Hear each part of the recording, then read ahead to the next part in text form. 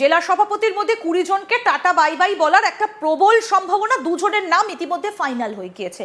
বাকি সম্ভাবনার তালিকায় কারা কারা রয়েছেন আমরা এবার এই বিষয়টাতে আসবো, সুজয়ের কাছ থেকে জানবো। সুজয়, আমরা দেখেছি যে দিলীপ ঘোষ এবং শ্রমিক ভট্টাচার্য তারা বৈঠক করেছেন দীর্ঘক্ষণ, এবং দীর্ঘদিন পর দিলীপ ঘোষ একেবারে দাবাং মুডে তিনি সল্টলেকের পার্টি অফিসে, যেখানে একটা সময় তিনি ব্রাত্য থেকে গিয়েছিলেন, সেখানে তিনি ঘর পেলেন।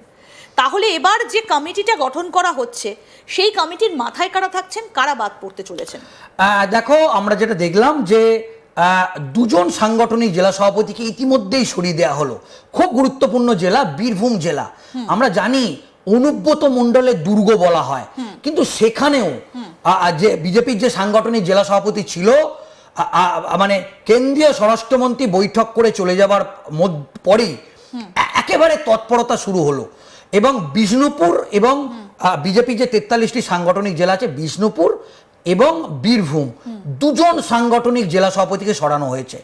আমাদের কাছে একেবারে স্পেসিফিক খবর আছে, শ্রমিক ভট্টাচার্য ধাপে ধাপে আরো 20 জন, মানে 50% সাংগঠনিক জেলা সভাপতিকে সরাবে, একেবারে রেকর্ড সংখ্যক। বিজেপির 43টি সাংগঠনিক জেলা আছে, তার মধ্যে যদি 20 জনকে সরায়, মানে 50%, অলরেডি দুজনকে সরানো হয়েছে, মানে প্রায় 50% সাংগঠনিক জেলা সভাপতিকে শ্রমিক ভট্টাচার্য সরাতে চলেছে। তার মানে 2026-এর বিধানসভা নির্বাচনের আগে যে জেলা সভাপতির নেতৃত্বে বিজেপি লড়বে, এখানে কিন্তু শেষ মুহূর্তে অদল বদল। তাহলে নিশ্চয়ই কেন্দ্রীয় স্বরাষ্ট্রমন্ত্রীর থেকে, অমিত শাহ থেকে কোনো বড় ইঙ্গিত নিশ্চয়ই এসেছে। বা আমরা যেটা দেখলাম যে দিলীপ ঘোষের সঙ্গে তিনি দফায় দফায় বৈঠক করলেন, তো সেখান থেকে একটা বিষয় স্পষ্ট হচ্ছে যে 2026-এর যে বিধানসভা নির্বাচন, আমাদের কাছে একেবারে স্পেসিফিক আছে যে বুথ লেভেল এজেন্ট, যে বিএলও 1 এবং বিএলও 2 যে এসআইআর প্রক্রিয়া চলেছে, সেখানে তৃণমূল কংগ্রেসের বুথ লেভেল এজেন্টদের বেরোতে দেখা গেলেও, রেকর্ড সংখ্যক ক্যাম্প করতে দেখা গেলেও, বিজেপির বিশেষ করে উত্তর কলকাতায় আমরা যদি বলি, একেবারে খাস কলকাতায় বা দক্ষিণ কলকাতায় বিজেপির বুথ লেভেল এজেন্ট দেখাই যায়নি। মানে একেবারে যে সংগঠন বিজেপির সেইভাবে চাঙ্গা, সেটা কিন্তু দেখা যায়নি। এবং এরপরই আমরা যেটা জানতে পারছি যে সাংগঠনিক স্তরে একটা বড় রদবদল তারা করতে চাইছে, এবং 26-এর বিধানসভা নির্বাচনে এই যে 20 জন যে জেলা সভাপতি, আমরা যেটা জানতে পারছি কলকাতা উত্তর, কলকাতা দক্ষিণ যেরকম আছে, উত্তর 24 পরগনা বেশ কিছু জেলা সভাপতি আছে, দক্ষিণ 24 পরগনা আছে, এবং পশ্চিম মেদিনীপুর জেলা যেরকম আছে, উত্তরবঙ্গের বেশ কিছু জেলা আছে। সব মিলিয়ে যেটা জানা যাচ্ছে যে এই আরো অন্তত 50%, অন্তত 20 জন জেলা সভাপতি বদলের একেবারে রুট ম্যাপ সেটা তৈরি হয়ে গিয়েছে, এবং ধাপে ধাপে 2026-এর বিধানসভা নির্বাচনের আগে এই 20 জন জেলা সভাপতিকে সরিয়ে দেওয়া হবে। কিন্তু সুজয়, এখন প্রশ্ন হচ্ছে এই 20 জনকে যদি সরানো হয়, তাদের সরিয়ে কাকে বসানো হবে? কারণ বিজেপির নিচুতলার সংগঠনে এমনি নানা প্রশ্ন দানা বেঁধেছে, এবং বিভিন্ন রকম প্রশ্ন উঠে আসছে ওপরের মহলের নেতাদেরকে নিয়ে, যে কারা নেতৃত্ব দিচ্ছেন বা কেন নেতৃত্বের মধ্যে একটা বনিবনার অভাব হচ্ছে। এই 20 জন লোককে পাওয়া যাবে তো, যারা জেলা সভাপতির দায়িত্ব নেবেন? সামনেই ভোট, খুব বেশি সময়ও নেই। একেবারে তাই, অত্যন্ত গুরুত্বপূর্ণ প্রশ্ন তুমি করেছো। এই দুজন জেলা সভাপতি বদলে এটা কিন্তু একটা পার্টির একটা অন্দর মহল থেকে একটা প্রশ্ন উঠতে শুরু করেছে, যেহেতু হাতে একেবারে কম সময়।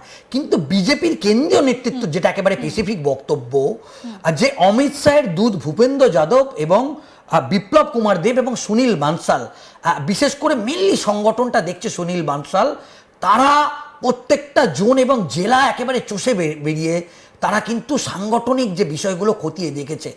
সেখানে তাদের যেটা বক্তব্য, যে বেশিরভাগ বেশ কিছু জেলা সভাপতি আছে যাদের সঙ্গে একটা তৃণমূল কংগ্রেসের একটা যোগসাজশ দেখা যাচ্ছে, যে পোলিং এজেন্টরা তারা বুথে বসছে, তারা তৃণমূল কংগ্রেসের থেকে টাকা নিয়ে তারা বুথটাকে মাটি কামড়ে না পড়ে থেকে তারা কিন্তু বেরিয়ে যাচ্ছে।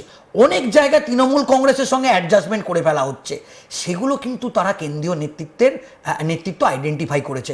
এই তুমি যেটা বললে একেবারে ঠিক, এই যে এত 95,000 বুথের লোক তারা কিন্তু এখন কিন্তু তাকে এখন এই ভোটের মুখে যদি সরিয়ে দেওয়া হয় জেলা সভাপতিদের, তাহলে ভোটে কোনো প্রভাব পড়বে না তো? কারণ তাদের একটা অনুগামী রয়েছে। সাবোতাজের বিষয়টা উঠে আসবে না তো? কারণ দিলীপ ঘোষকে আমরা দেখেছিলাম, তিনি একটা সাবোতাজের অভিযোগ করেছিলেন দুর্গাপুর কেন্দ্রটা থেকে, যিনি যখন হেরে গেলেন তারপরে। এইরকম কোনো সাবোতাজের বিষয় সামনে উঠে আসবে না তো ভোটের মুখে সরানো লোক যদি হয়? হ্যাঁ, খুব অত্যন্ত গুরুত্বপূর্ণ প্রশ্ন এটা, কারণ এই সম্ভাবনা কিন্তু একটা থেকে যাওয়ার বিষয় কেন্দ্রীয় নেতৃত্ব আগেই আইডেন্টিফাই করেছে। সেক্ষেত্রে তারা আরএসএস থেকে একেবারে আমরা দেখলাম যে কেন্দ্রীয় স্বরাষ্ট্রমন্ত্রী অমিত শাহের সঙ্গে যে যে আরএসএস এর যে বৈঠক হলো, সেখানে যে সমন্বয় বৈঠকে সেখানে আরএসএস এর এবং ডেডিকেটেড কর্মীকে, মানে ডেডিকেটেড লোককে আরও তারা সংগঠনে বসাতে চাইছে। এবং আমরা যেটা যেটা জানা যাচ্ছে যে হয়তো আর 2-1 দিনের মধ্যেই, আজকেও সুনীল বানসাল কেন্দ্রীয় পর্যবেক্ষক তিনি এসছেন, তিনি দফায় দফায় বৈঠক করছেন। আগে রাজ্য কমিটি, সেই কমিটি হয়তো 1-2 দিনের মধ্যে তৈরি হবে এবং অমিত শাহ চলে যাবার পর ফের শ্রমিক ভট্টাচার্যকে স্বরাষ্ট্রমন্ত্রী অমিত শাহ দিল্লিতে ডেকে পাঠালেন এবং দিল্লিতে তিনি দফায় দফায় বৈঠক করলেন এবং 2026-এর বিধানসভা নির্বাচনের আগে কারা নির্বাচন করবে একটা নির্বাচন কমিটি নিয়ে কিন্তু আলোচনা শ্রমিক ভট্টাচার্যের সঙ্গে অমিত শাহ করলেন। এবং সেক্ষেত্রে মনে করা হচ্ছে যে এবার কিন্তু ধরে ধরে জেলা সভাপতিদের একটা বদল করা হবে এবং সেটা শ্রমিক ভট্টাচার্যের নেতৃত্বেই যে হবে। এবং 2026-এর বিধানসভা নির্বাচন এই মুহূর্তে বিজেপি কোনো রিস্ক নিতে চাইছে না, কোনোভাবে কোনো রিস্ক নিতে চাইছে না। সেক্ষেত্রে তারা একেবারে সংগঠনটাকে নিজের হাতে রাখতে চাইছে, যে এমন জেলা সভাপতি তারা তৈরি করতে চাইছে যে কোনোভাবেই তিনি তৃণমূল কংগ্রেসের সঙ্গে কোনো গোপন বোঝাপড়া করবে না। কিন্তু যাদেরকে সরানো হচ্ছে সুজয়, তাদেরকেও তো একটা সময় বসানো হয়েছিল, তাহলে কি সেই গোষ্ঠীদ্বন্দ্বের বিষয়টাই সামনে এলো? কারণ যখন দিলীপ ঘোষকে দায়িত্ব দেওয়া হলো, দিলীপ ঘোষ, শ্রমিক ভট্টাচার্য এরা পুরনো আরএসএস কর্মী এবং দীর্ঘদিন একসঙ্গে এরা রাজনীতিটা করেছেন, যখন তাদের কাছে আবার দায়িত্ব দেওয়া হলো তখন তারা একরকমভাবে শুরু করলেন। তাহলে কি কোথাও গিয়ে যারা এতদিন আপফ্রন্টে ছিলেন তারা এবার কিছুটা ব্যাক বেঞ্চে? দেখো, এখানে বিজেপির কেন্দ্রীয় নেতৃত্ব এই আশঙ্কাটা করেছে যে একটা গোষ্ঠী দ্বন্দ্ব তারা করতে পারে এবং আমরা লবির ব্যাপার জানি যে যদি সেই জেলা সভাপতিকে সরানো হয় তাহলে সেই জেলা সভাপতি লবির লোক ষড়যন্ত্র করতে পারে।